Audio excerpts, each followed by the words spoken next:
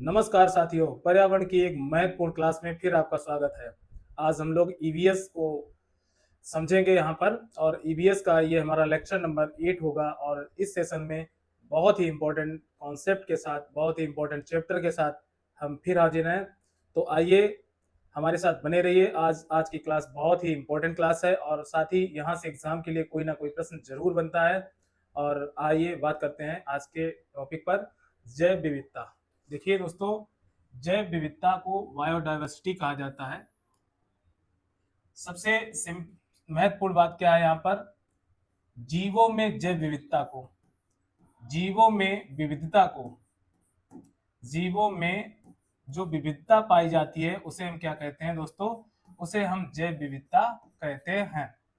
जीवों में जो विविधता पाई जाती है उसे हम क्या कहते हैं, तो जैव विविधता कहा जाता है।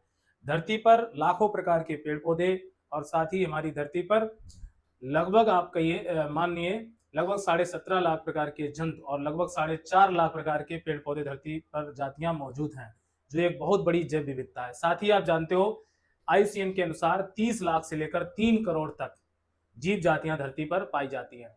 तो सबसे इंपॉर्टेंट बात है कि जो जीव जातियां हैं उनमें क्या पाया जाता है, वेरिएशन पाया जाता है, जिसे हम क्या कहते हैं, बायोडाइवर्सिटी।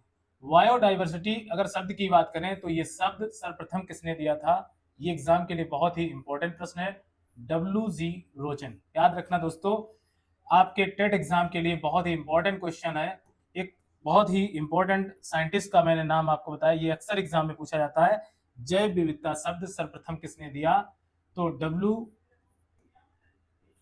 डब्ल्यू जी रोजन ने दिया। किसने दिया, डब्ल्यू जी रोजन। तो याद रखिए, जैव विविधता शब्द को सर्वप्रथम किसने दिया था, तो ये शब्द दिया था हमारे डब्ल्यू जी रोजन ने।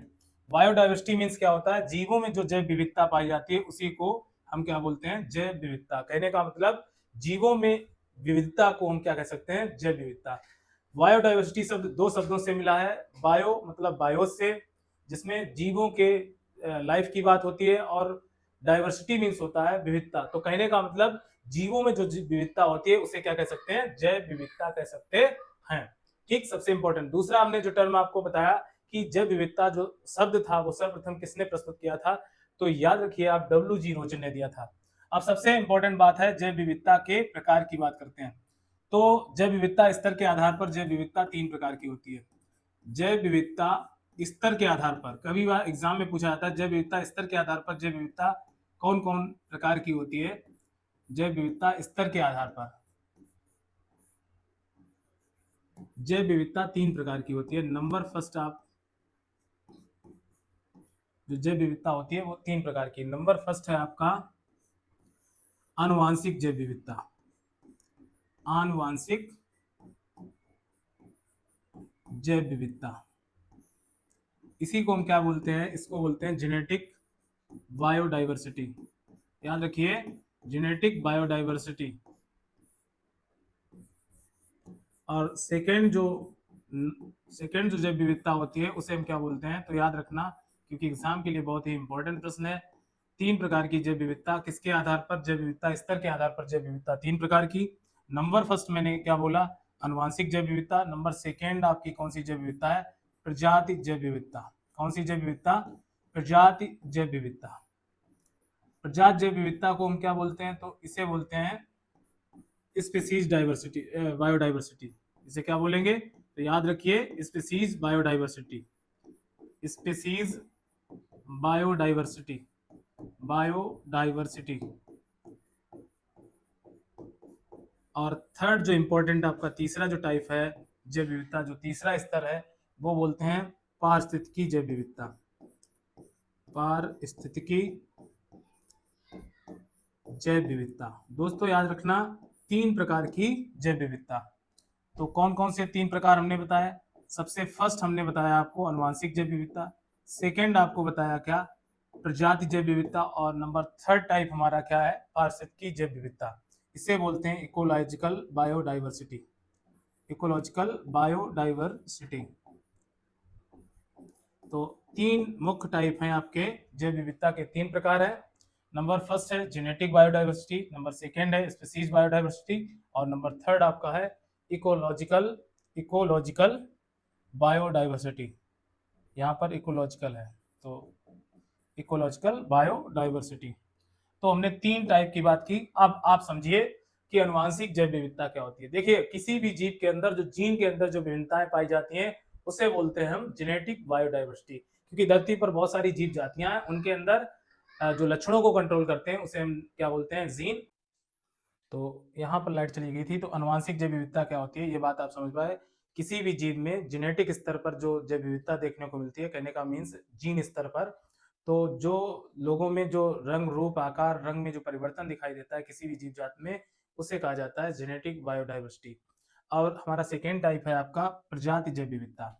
यदि आप बात करें स्पीसीज बायोडाइवर्सिटी की, तो सबसे इंपॉर्टेंट बात आपको याद रखनी है कि दो अलग जातियों में, कह सकते हैं अगर एक कुत्ता है दूसरा अगर घोड़ा है, तो इनके मध्य जो विविधता में जो मतलब इनकी जब विविधता में जो अंतर है देखने को मिलता है जाति स्तर पर, किस स्तर पर, प्रजाति स्तर पर जो अंतर देखने को मिलता है या जो विविधता पाई जाती है उसको बोलते हैं क्या, स्पीसीज बायोडाइवर्सिटी। मतलब दो जीवों के मध्य जो अंतर दिखाई देता है या विविधता दिखाई देती है उसे कहा जाता है प्रजाति जैव विविधता या स्पीसीज बायोडाइवर्सिटी। तो सेकेंड टाइप था हमारा ये। और थर्ड टाइप आपका क्या है, जैव विविधता स्तर के आधार पर पारिस्थितिक जैव विविधता। ये देखिए सबसे इंपॉर्टेंट बात है इकोलॉजिकल बायोडाइवर्सिटी की अगर बात करते हैं तो पृथ्वी अपने आप में एक पूरा परितंत्र है और जिसमें कई तरह की जैव विविधता देखने मतलब लाखों प्रकार के जीव जंतु हैं और उनमें क्या है एक दूसरे में क्या है डिफरेंट है या कह सकते हैं विविधता पाई जाती है, उसे बोलते हैं इकोलॉजिकल बायोडाइवर्सिटी या पारिस्थितिकी। किसी भी पारिस्थितिक परितंत्र में बोल सकते हैं, किसी भी पारिस्थितिक परितंत्र में जैसे समुद्र में या डेजर्ट में मरुस्थल में जो जैव विविधता पाई जाती है उसमें जो जीव जंतुओं में जो अंतर दिखाई देता है या विविधता दिखाई देती है उसी को बोलते हैं पारिस्थितिकी जैव विविधता। तो यहाँ तक हमने 3 महत्वपूर्ण बातें की। आप सबसे पहला पॉइंट हमारा था जेनेटिक बायोडाइवर्सिटी और सेकंड हमारा पॉइंट था स्पीसीज बायोडाइवर्सिटी और थर्ड हमारा था इकोलॉजिकल बायोडाइवर्सिटी। तो अब आइए बात कर लेते हैं मैपिंग के आधार पर जैव विविधता 3 प्रकार की होती है। सेकंड हमारा जो टाइप है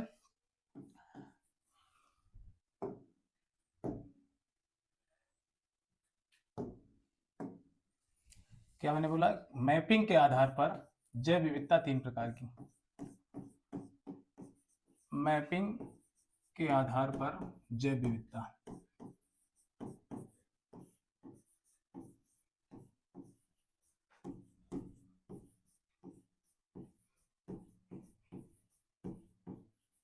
तीन प्रकार की होती है। कितने प्रकार की होती है, 3 प्रकार की होती है। अब बात कर लेते हैं 3 प्रकार की जैव विविधता कौन कौन सी है। सबसे पहले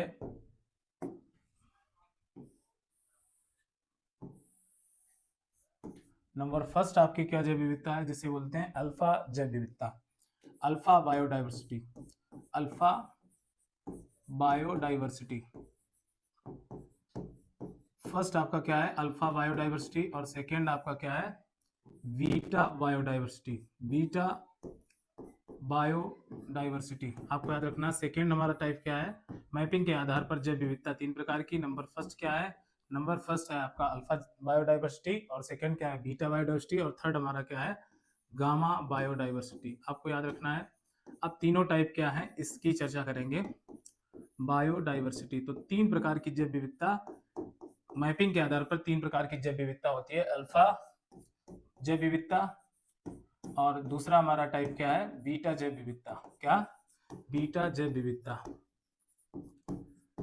बीटा जैव विविधता। और थर्ड हमारा टाइप क्या है आपको याद रखना है, थर्ड हमारा टाइप है गामा बायोडाइवर्सिटी या गामा जैव विविधता। गामा जैव विविधता, तो तीनों टाइप आपको याद रहने चाहिए कि 3 प्रकार की जैव विविधता मैपिंग के आधार पर क्या है, तो वो याद रखना है। तो मैपिंग के आधार पर जैव विविधता 3 प्रकार की। नंबर फर्स्ट हमारा अल्फा बायोडाइवर्सिटी और सेकेंड है बीटा डाइवर्सिटी और गामा बायोडाइवर्सिटी। अब सबसे इंपॉर्टेंट बात यहाँ पर क्या है, सबसे इंपॉर्टेंट बात है अल्फा बायोडाइवर्सिटी क्या होता है। देखिए जब किसी एक समुदाय में जैव विविधता में जीवों में जो अंतर देखा जाता है, एक समुदाय में, एक कम्युनिटी, एक समुदाय मतलब कम्युनिटी, समुदाय मीन्स होता है कम्युनिटी। हाँ, तो यहाँ पर देखिए जब एक समुदाय के मध्य जो जीव जंतु रहते हैं मतलब किसी एक समुदाय में जो जीव रहते हैं उनमें जो बायोडाइवर्सिटी देखी जाती है तो उसे हम बोलते हैं क्या, तो यहाँ पर बोलते हैं अल्फा जैव विविधता। तो अल्फा जैव विविधता में एक समुदाय में पाई जाने वाली जो जैव विविधता होती है, एक समुदाय कोई भी कह सकते हैं, जैसे शेर की प्रजाति है या मनुष्य की प्रजाति है, उसमें बहुत सारे मतलब एक जैसे लोग हैं, लेकिन उनमें क्या है, विविधता देखने को मिलती है। तो एक समुदाय में जो अंतर देखने को, विविधता देखने को मिलती है, उसको बोलते हैं अल्फा बायोडाइवर्सिटी। सेकेंड क्या है, जब दो समुदाय में, कितने समुदाय हो गए, टू कम्युनिटी, दो समुदाय में कई सारे जीव जंतु, कई प्रकार के जीव जंतु पाए जाएंगे, तो दो समुदाय के मध्य, मतलब एक समुदाय एक और दूसरा दूसरा, तो दो समुदायों के मध्य जो जीव जंतुओं में जो विविधता देखने को मिलती है उसको बोलते हैं क्या बोलते हैं, तो आप याद रखिए, उसको बोलते हैं बीटा बायोडाइवर्सिटी। टू कम्युनिटी याद रखना, टू कम्युनिटी की बात कर रहे हैं, किसकी, टू कम्युनिटी की बात कर रहे हैं। तो टू कम्युनिटी मतलब दो समुदाय हैं, और दोनों समुदायों के मध्य क्या जो अंतर या विविधता देखने को मिलती है उसी को बोलते हैं बीटा जैव विविधता। अब देखिए, अब किसी इकोलॉजिकल परितंत्र में, कोई भी परितंत्र है, जैसे जैसे मैदान का परितंत्र है या तालाब का परितंत्र है, तो उस परितंत्र में कई प्रकार के जीव जंतु पाए जाएंगे, कई प्रकार की जीव जातियां पाई जाएंगी, और उन जीव जातियों में जो अंतर होगा उसी को बोलते हैं गामा बायोडाइवर्सिटी, या किसी कह सकते हैं मरुस्थल की जैव विविधता, या कह सकते हैं समुद्र की जैव विविधता।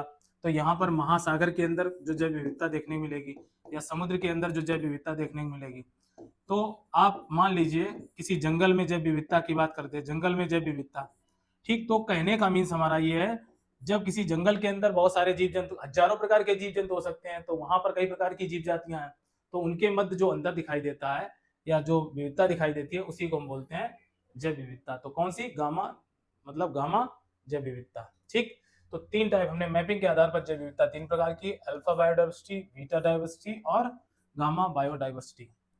चलिए नेक्स्ट बात करते हैं, नेक्स्ट प्रश्न की। नेक्स्ट प्रश्न है आपका, जैव विविधता दशक कब मनाया गया। बहुत ही इंपॉर्टेंट क्वेश्चन है, ये कई बार एग्जाम में पूछा जाता है, और खासकर आपके यूपी टेट के लिए बहुत ही इंपॉर्टेंट ये प्रश्न है। जैव विविधता दशक, क्या बोलेंगे, दशक, जैव विविधता दशक, तो ये मनाया गया 2011 से 2020 के मध्य। तो ये हमारा जो जैव विविधता दशक मनाया गया कब, जिसे जैव विविधता दशक घोषित किया गया, कहने का मीन्स, तो ये घोषित किया गया 2011 से 20 तक के समय को जैव विविधता दशक के रूप में घोषित किया गया। अब सबसे इंपॉर्टेंट एक और क्वेश्चन यूपीटेट के लिए, राष्ट्रीय वन नीति, राष्ट्रीय वन नीति कब लागू हुई। बहुत ही इंपॉर्टेंट क्वेश्चन है, राष्ट्रीय वन नीति कब लागू हुई। अगर इसकी बात करते हैं तो ये राष्ट्रीय वन नीति कब बनी, तो ये 1952 में बनी। ये प्रश्न बहुत ही इंपॉर्टेंट है, आपको याद रखना, राष्ट्रीय वन नीति 1952 में भारत में आई, इंपॉर्टेंट क्वेश्चन है। और साथ ही एक और इम्पोर्टेंट क्वेश्चन हमने क्या बताया, जैव विविधता दशक, क्योंकि एग्जाम के बहुत ही इंपॉर्टेंट प्रश्न है और आपको यहाँ पर याद रखना है। ठीक, अब अगला क्वेश्चन हम लोग देख लेते हैं।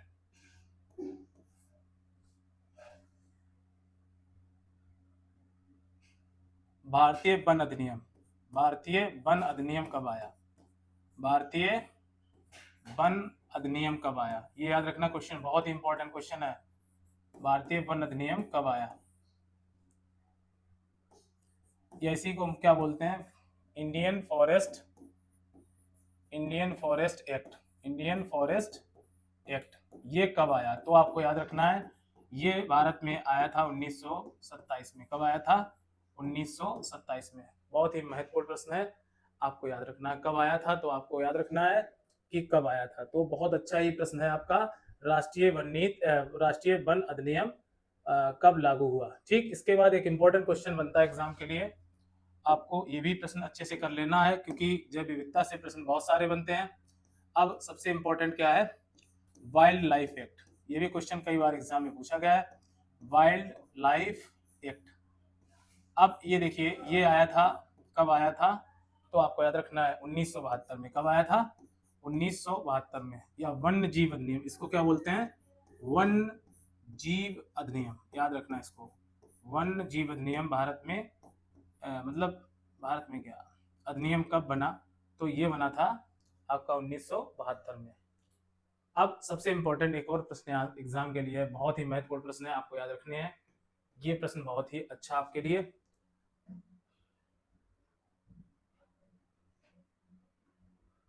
प्रथम वन रिपोर्ट कब आई, प्रथम वन रिपोर्ट कब जारी हुई।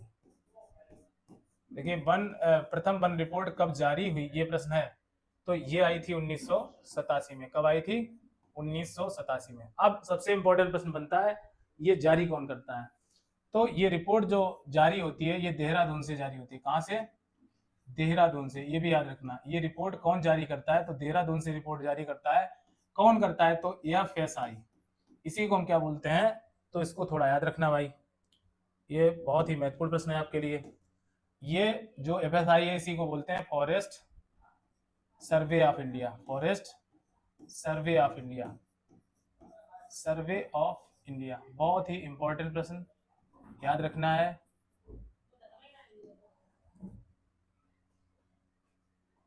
भारतीय सर्वे ऑफ इंडिया, नीचे नहीं तो ऊपर लिख दिया। अब हमें ये पता चल गया कि जो प्रथम वन रिपोर्ट जारी हुई थी 1987 में जारी हुई थी, लेकिन ये जारी करने वाला हमारा देहरादून है। और ये किस संस्था द्वारा जारी होती है? तो एफएसआई द्वारा। किसके द्वारा? एफएसआई द्वारा। अब सबसे इंपॉर्टेंट एक और प्रश्न यहाँ से बनता है एग्जाम के लिए कि हमारी 14वीं वन रिपोर्ट कब जारी हुई? 14वीं वन रिपोर्ट कब जारी हुई? 14वीं वन रिपोर्ट की बात करें तो ये 2015 में आई। कब आई? 2015 में। अगर 15वीं वन रिपोर्ट की बात करें, ये भी याद रखना, 15वीं वन रिपोर्ट कब जारी हुई? तो ये 2017 में। कब? 2017 में। यहां पर बात कर लें 16वीं वन रिपोर्ट की। 16वीं वन रिपोर्ट कब जारी हुई? तो ये रिपोर्ट जारी हुई 2019 में। अब 17वीं और 18वीं, यानी अभी तक कुल 18 वन रिपोर्ट आई हैं। तो हमें कभी कभी क्रम पूछ लेते हैं कि 17वीं वन रिपोर्ट कब जारी हुई, तो ये वर्ष याद रखना है, ये 2021 में जारी हुई। कब हुई? 2021 में। और 18वीं वन रिपोर्ट जो हमारी जारी हुई ये 2023 में। अभी तक मतलब 18 वन रिपोर्ट्स आ चुकी हैं। 2025 में अभी वन रिपोर्ट जारी नहीं हुई है। और सबसे इंपॉर्टेंट बात याद रखना है कि भारत में वन के प्रतिशत की अगर बात करें, भारत में वृक्ष एवं वनावरण, वन एवं वृक्षावरण का जो प्रतिशत है, वन एवं वृक्षावरण का क्षेत्रफल, वृक्षावरण का जो क्षेत्रफल है भारत का, वो कितना है टोटल? तो याद रखना ये हमारा 25.17 हुआ है। 25.17%। यानी हमारे भारत में कुल कितने 25 दशमलव है यहाँ पे, 25.17% ये क्या है? वन है भारत में। क्या है? वन भारत में है। लेकिन भविष्य में हमारे भारत में वन कितने प्रतिशत होने चाहिए? क्योंकि ये क्वेश्चन एग्जाम के लिए कई बार बना है। तो भारत में जो वन प्रतिशत होना चाहिए, भारत में वन प्रतिशत, तो वन प्रतिशत कितना होना चाहिए? 33% होना चाहिए। कितना होना चाहिए? ये याद रखना, क्वेश्चन बहुत इंपॉर्टेंट है। ये कितने परसेंट होने चाहिए भारत में वन? तो ये 33% होने चाहिए। और सर्वाधिक वन किस राज्य में है? तो याद रखना कहां पर है? तो ये हमारे सर्वाधिक वन कहाँ है? तो मध्य प्रदेश में। 2000 अगर 18वीं वन रिपोर्ट की बात करें तो मध्य प्रदेश प्रथम राज्य, सबसे बड़ा राज्य है। वन सबसे ज्यादा वन कहाँ है? तो ये प्रथम नंबर पर है। सर्वाधिक वन कहाँ है? तो अगर बात करें किस राज्य में है, तो सर्वाधिक वन की अगर बात करें तो ये हमारे नंबर कौन सा आता है? पहला आता है किसका? मध्य प्रदेश का। दूसरा नंबर अरुणाचल प्रदेश का है, अरुणाचल प्रदेश का है, याद रखना इसको। और तीसरा नंबर हमारा किसका आता है? फर्स्ट ये और सेकंड ये, और तीसरे नंबर पर आ जाता है छत्तीसगढ़। कौन आ जाता है? छत्तीसगढ़। ठीक, ये याद रखना। ठीक, अगर बात करें सबसे इंपॉर्टेंट बात करें कि अगर वृद्धि कहाँ देखी गई, तो छत्तीसगढ़ में सर्वाधिक वृद्धि देखी गई। वनों में सर्वाधिक वृद्धि किस राज्य में देखी गई? तो ये याद रखना, वनों में सर्वाधिक वृद्धि, वनों में सर्वाधिक वृद्धि किस राज्य में देखी गई?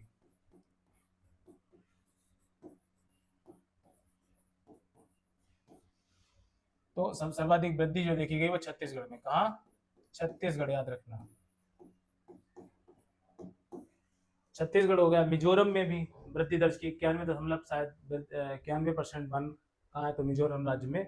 और आप जानते हो मध्य प्रदेश में सर्वाधिक है। तो कभी इस पर एक स्पेशल लेक्चर देंगे। तो हमें याद रखना है फर्स्ट वन रिपोर्ट हमारी कब जारी हुई? तो प्रथम वन रिपोर्ट हमारी 1987 में जारी हुई। और ये देहरादून से एफएसआई द्वारा ये मतलब रिपोर्ट जारी होती है। वाइल्ड लाइफ एक्ट कब आया? 1972 में।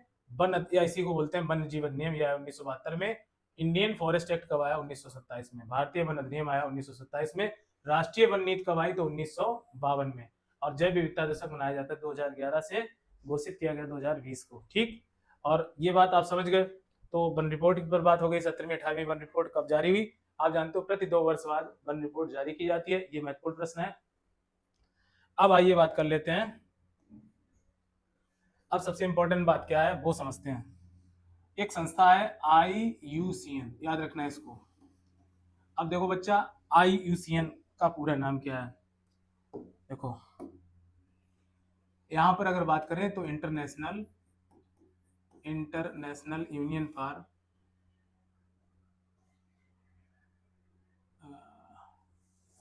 इंटरनेशनल यूनियन फॉर, याद रखना, union for conservation, union for conservation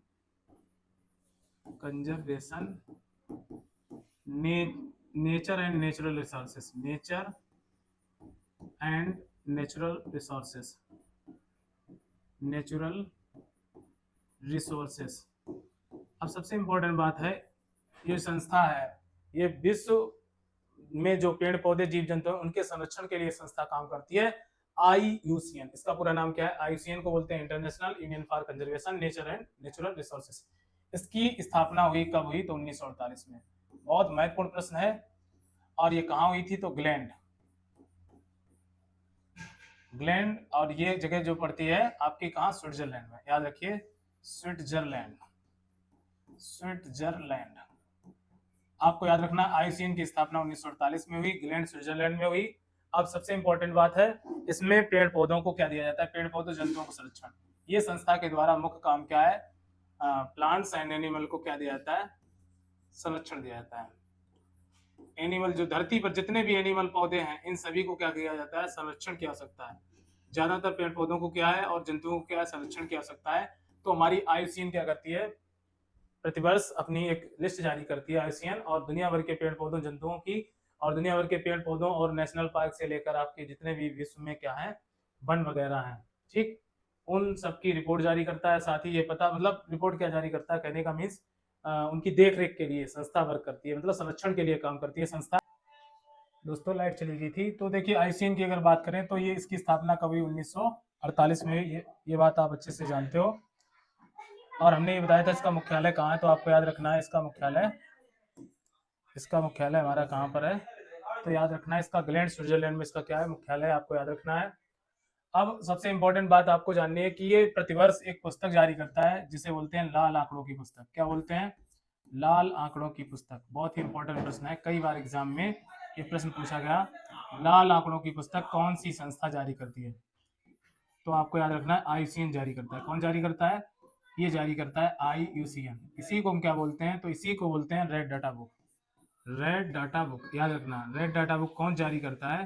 तो आपको याद रखना है ये जारी करता है IUCN। कौन जारी करता है? IUCN। अब देखिए सबसे इंपॉर्टेंट, इस पर आखिर इसका काम क्या है? ये प्रतिवर्ष जीव जंतुओं के आंकड़े प्रस्तुत करती है संस्था। कौन? तो आपको याद रखना है ये संस्था आपकी कौन सी है? Red data book. यानी कहने का मीन्स क्या है? विलुप्त हो रहे जीव जंतु, विलुप्त व दुर्लभ, विलुप्त व दुर्लभ। दुर्लभ आप जानते हो वे जीव जातियां जो हमारी धरती पर बहुत कम बची हुई हैं, रेयर स्पीसीज जिन्हें बोलते हैं। विलुप्त, दुर्लभ तथा संकटग्रस्त जातियों के आंकड़े जारी करती है कौन सी बुक? तो आपको याद रखना है ये जारी करती है आपकी रेड डाटा बुक, जीव जंतुओं के आंकड़े। तो हमें ये याद रखना है कि रेड डाटा बुक में जीव जंतुओं के क्या, जो विलुप्त हो रहे जीव जंतु और संकटग्रस्त हैं या दुर्लभ जीव जातियां हमारी धरती पर पाई जाती हैं, जो हमारी जीव जातियां तेजी से हमारी धरती से कम हो रही हैं, उन जीव जातियों के आंकड़े कौन सी पुस्तक जारी करती है? तो आपको याद रखना ये हमारी रेड डाटा बुक जारी करती है। अब सबसे प्रथम बार ये आंकड़ा प्रस्तुत किया था 1964 में। आपको याद रखना है 1964 में सर्वप्रथम रेड डाटा बुक ने अपनी लिस्ट जारी की थी। तो सर्वप्रथम 1964 में रेड डाटा बुक ने अपनी दुर्लभ और संकटग्रस्त और कह सकते हैं कैसी विलुप्त हो रही जीव जातियों के आंकड़े ये पुस्तक जारी करती है। इस पुस्तक की सबसे खास विशेषता क्या है? आपको याद रखनी है।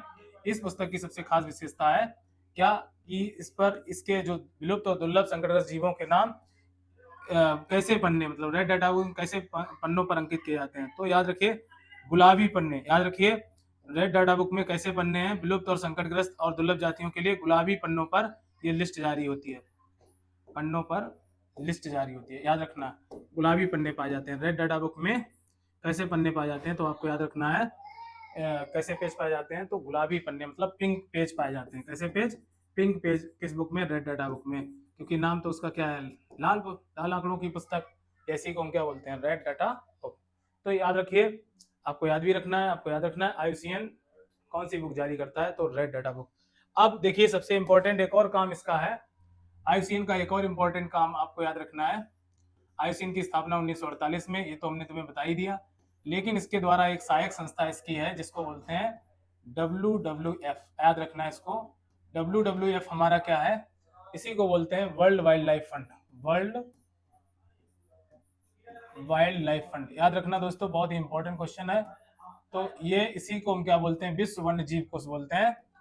विश्व वन्य जीव कोष किसे कहा जाता है, WWF को। तो आप याद रखना इसको, बहुत ही इंपॉर्टेंट है, विश्व वन्य जीव कोष।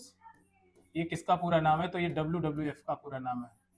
बहुत ही इंपॉर्टेंट क्वेश्चन है आपके लिए, आपको याद रखना है। तो आइए इसकी और बात कर लेते हैं। ये इसकी स्थापना कब हुई थी, तो आपको याद रखना है इसकी स्थापना 1961 में हुई थी। WWF कब बना, तो आपको याद रखिए आईयूसीएन की एक सहायक संस्था, जो एक प्राइवेट स्तर कह सकते हैं। कैसी है ये? प्राइवेट स्तर की संस्था है दुनिया में। जैसे भारत में WWF की स्थापना कहाँ हुई, तो सर्वप्रथम कहाँ हुई थी, तो याद रखना मुंबई में। पहला इसका हेडक्वार्टर मुख्यालय कहाँ बनाया गया, तो मुंबई में बनाया गया, किसका, WWF का।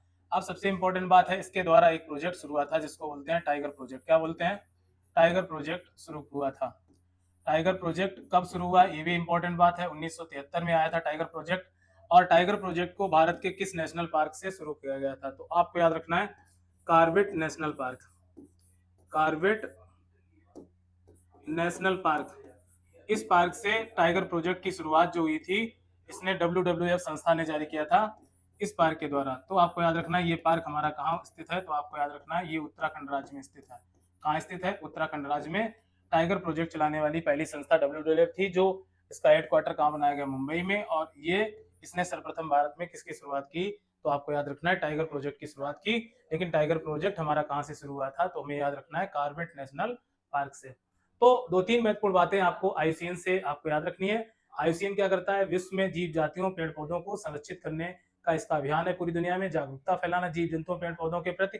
और अपनी कई सहायक संस्थाओं द्वारा ये दुनिया में कई तरह के अभियानों को ये कार्यान्वयन कर रही है आपकी आईयूसीएन। जैसे WWF क्या है, इसकी सहायक संस्था, और इसकी स्थापना 1961 में हुई थी, ये हमें याद रखना है।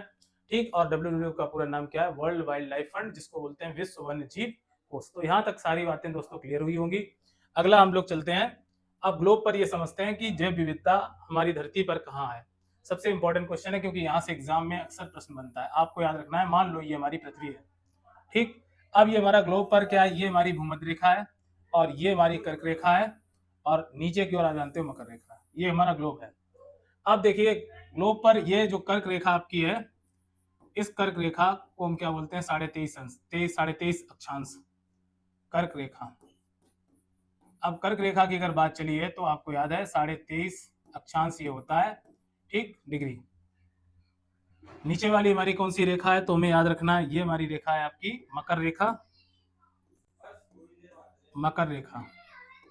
और इसको हम भी क्या बोलते हैं, इस रेखा को भी 23.5 अंश साउथ बोलते हैं, 23.5 अंश साउथ कहा जाता है, यस बना होगा, ठीक। और ये हमारी क्या है, ये कर्क रेखा हमारी नॉर्थ में है, तो नॉर्थ। आप जानते हो ध्रुवीय प्रदेश, ये वाला जो रीजन है, ये क्या कहलाता है, ये हमारा उच्च अक्षांश है। ये क्या है, उच्च अक्षांश, याद रखना। ग्लोब के जो अंतिम सिरे हैं कह सकते हैं, इन्हें हम क्या बोलते हैं, उच्च अक्षांश बोलते हैं। ये वाला भी उच्च अक्षांश कहलाएगा। अब देखो यहाँ याद रखने वाली बातें क्या है, वो हमें याद रखनी है। सबसे इंपॉर्टेंट बात, जो बीच में ग्लोब यानी पृथ्वी के बीचों बीच जो रेखा गई है, इसको हम बोलते हैं भूमध्य रेखा। क्या बोलते हैं, भूमध्य रेखा। और इसी को क्या कहा जाता है, विषुवत रेखा भी कहा जाता है। ये भी प्रश्न याद रखना, भूमध्य रेखा को ही क्या बोला जाता है, विषुवत रेखा कहा जाता है। क्या कहा जाता है, विषुवत रेखा। और इसी को अंग्रेजी में बोलते हैं, क्या बोलते हैं, इक्वेटर। क्या बोलते हैं, आप सभी लोग जानते हैं, इसी को अंग्रेजी में इक्वेटर कहा जाता है। क्या कहा जाता है, इक्वेटर। ठीक, यहां तक बात समझे। ये वाला एरिया आपका, ये वाला, और ये नीचे वाला, यानी भूमध्य रेखा के दोनों तरफ जो आपका एरिया है 23.5 कर्क रेखा और 23.5 मकर रेखा नॉर्थ में, तो ये बीच का हमारा जो क्षेत्र है इसे हम बोलते हैं उष्ण कटिबंधीय क्षेत्र। क्या बोलते हैं, आपको याद रखना है, इसे बोलते हैं उष्ण कटिबंधीय क्षेत्र, उष्ण कटिबंधीय क्षेत्र, कटिबंध क्षेत्र।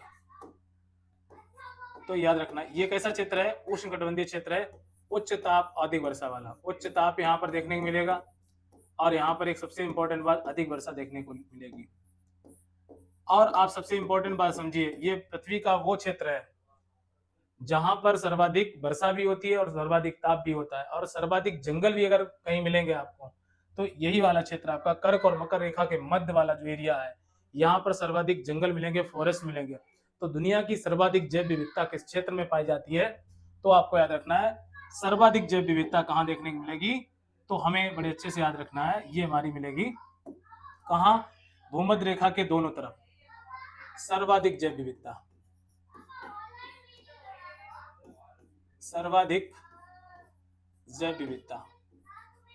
तो ये प्रश्न बहुत ही एग्जाम में पूछा जाता है, सर्वाधिक जैव विविधता पृथ्वी के किस केंद्र पर मिलेगी। तो आप मानिए जो आपका भूमध्य रेखा है उसका 10s अक्षांश और 10s नॉर्थ, कह सकते हैं नॉर्थ साइड 10 अक्षांश और 10 अक्षांश साउथ में अगर जाएंगे तो विश्व की ये वाला आपका लगभग ये एरिया पड़ेगा। ये यहाँ पर सर्वाधिक जैव विविधता कहाँ पाई जाती है, तो ये 10n आपका और यहाँ पर 10 अंश आपका साउथ और 10 अंश आपका नॉर्थ। तो ये जो ये बीच वाला यहाँ पर सर्वाधिक जैव विविधता है।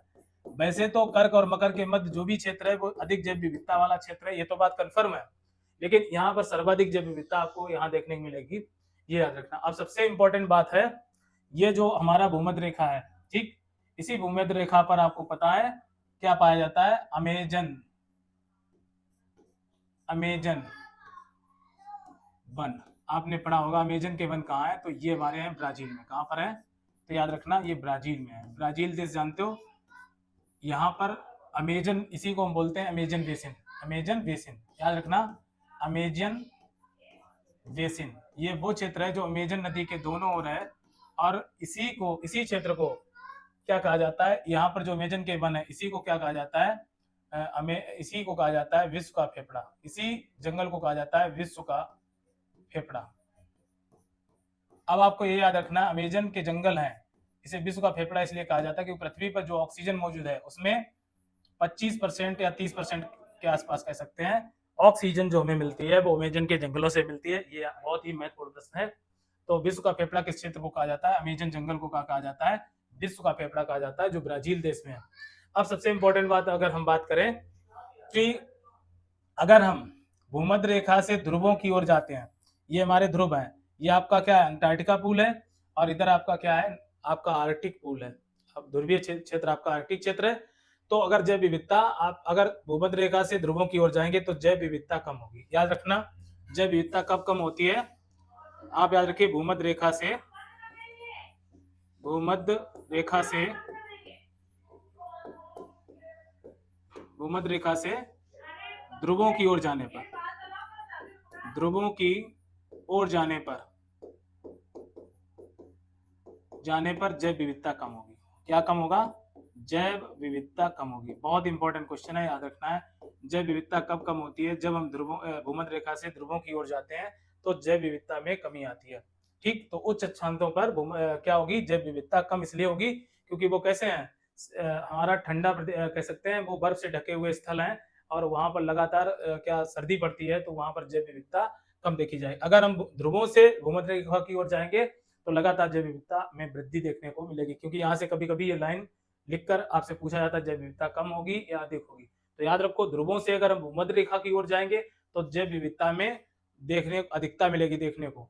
अगर हम भूमध्य रेखा से ध्रुवों की ओर आएंगे, चाहे साउथ पोल पर जाए चाहे नॉर्थ पोल पर, वहां पर जैव विविधता देखने को कैसी मिलेगी, कम मिलेगी। तो याद रखना ध्रुवों की ओर कम मिलेगी लेकिन भूमध्य रेखा की ओर अधिक मिलेगी।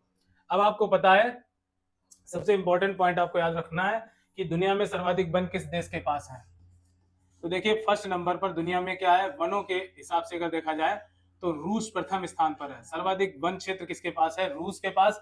सेकंड नंबर किसका है, ब्राजील का है। याद रखना ब्राजील का है। फिर थर्ड जो नंबर आपका आता है यूएसए का आता है, किसका? यूएसए का। इसके बाद आपका चौथा नंबर क्या है? कनाडा का। किसका? कनाडा देश में वन क्षेत्र फिर चौथे नंबर पर आते हैं। और चीन का चौथा नंबर है, चीन का पांचवा नंबर। विश्व में वन क्षेत्र की अगर बात करें तो सर्वाधिक वन किसके पास है? तो रूस के पास, दूसरा नंबर ब्राजील के पास, तीसरा नंबर आपका आपको पता है यूएसए का है, और चौथा कनाडा का है, और चीन का पांचवा नंबर है। लेकिन भारत की अगर बात करें तो भारत में वन क्षेत्र की अगर बात करें तो दुनिया में 10वां स्थान है। वन क्षेत्र की बात करें तो दुनिया में वन क्षेत्र 10वें नंबर पर आते हैं। अधिकता की बात करें तो 10वें नंबर पर आता है, तो 10वां नंबर भारत का। अगर 10वें नंबर की बात करें तो 10वें नंबर पर क्या है? भारत। किसमें? वन क्षेत्र के परसेंटेज में। अब यहाँ पर एक और प्रश्न बन जाता है कि भारत के पास, याद रखना, 8.1% टोटल जैव विविधता, विश्व की जो जैव विविधता है उसकी लगभग 8.1% जैव विविधता भारत में अकेले पाई जाती है। मतलब विश्व का लगभग 8.5% मान लो या 8.1 मानो, लगभग 8.1% टोटल जैव विविधता भारत में देखने को मिलती है। तो भारत में जैव विविधता में दुनिया में 10वां स्थान है। तो भारत में पेड़ पौधों जीव जंतुओं में क्या है? अधिक जैव विविधता देखने को मिलती है। लेकिन भारत का 10वां नंबर है जैव विविधता के मामले में। और परसेंटेज में बात करें तो टोटल एरिया आप जानते हो, आप भारत में विश्व में क्षेत्रफल के आधार पर 7वां स्थान है। लेकिन अगर बात करें क्षेत्रफल भारत का कितना है विश्व के मुकाबले, तो ओनली 2.4% हम लोगों का क्षेत्रफल है पूरी दुनिया में। ठीक, लेकिन वन क्षेत्र हमारा 8% से भी अधिक वन क्षेत्र भारत में, टोटल दुनिया का जो टोटल परसेंट है उसमें 8% अकेले भारत में वन क्षेत्र पाए जाते हैं। तो बहुत ही जैव विविधता से परिपूर्ण आपका भारत। आपको पता होना चाहिए भारत में तितलियों की जैव विविधता बहुत अधिक पाई जाती है। गेंडों की जैव विविधता की बात करें, गेंडों की संख्या, हाथियों की संख्या भारत में बहुत ज्यादा है। तो वैसे भी देखा जाए जंगलों में जैव विविधता भारत के केरल की शांत घाटी में। तो भारत में सर्वाधिक जैव विविधता भारत के किस क्षेत्र में देखने को मिलती है? तो केरल राज्य में, और केरल की साइलेंट वैली में सर्वाधिक जैव विविधता आपको भारत में कहाँ देखने को मिलती है? तो केरल भारत का वो कौन सा राज्य है जिसमें सर्वाधिक जैव विविधता है?